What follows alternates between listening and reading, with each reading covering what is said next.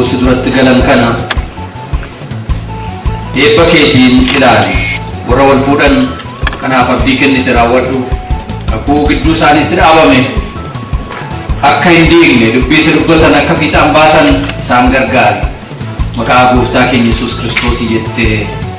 Ameen. Gaila goftana bisu Kupena kilesi raju Yeronda hijani lala Goftan jalolo Isan wamamuni jana Gaila goftana bisu Kupena kilesi raju Yeronda hijani lala Goftan jalolo Isan wamamuni jana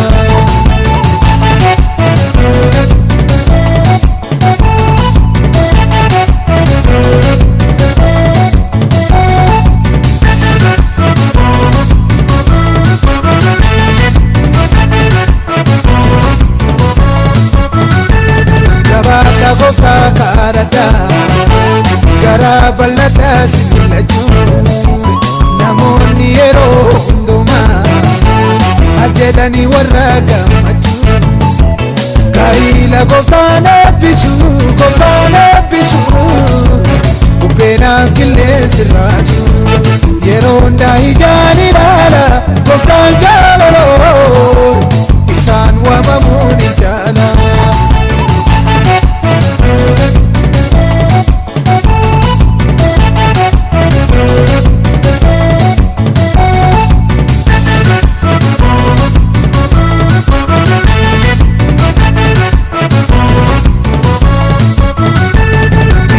Rakina bidina Walif kada juni sina Kakun buya rakuni Isini patatu sena Kaila goftana bisu Kupena kilesi raju Yeronda hijani lala Goftan jalolo Isan wamamuni jana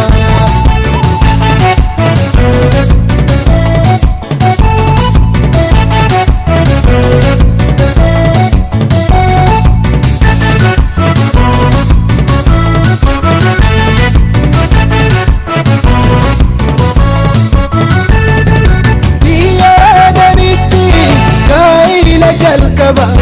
Gofta si dudabe si dunduma gaba Nuni si jallaje Nuna ke dabanne Nuwe pisin janna Banno ke badane Nuwe pisin janna Banno ke badane Jabata Labata Bawali bata bolaku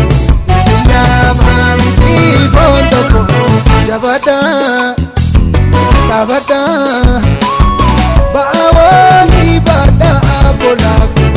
Sinama miti pondoko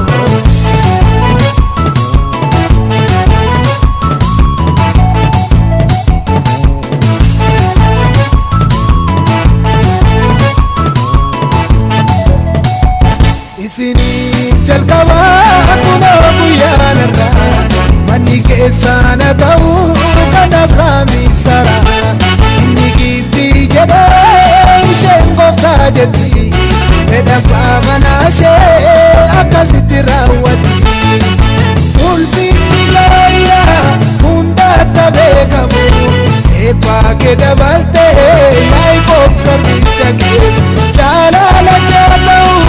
Har'as nu eebbisuun seeraa gaila keenyaan fedhaa kee mul'isuun seeraa gaila keenyaan fedhaa kee mul'isuun Jabata Labata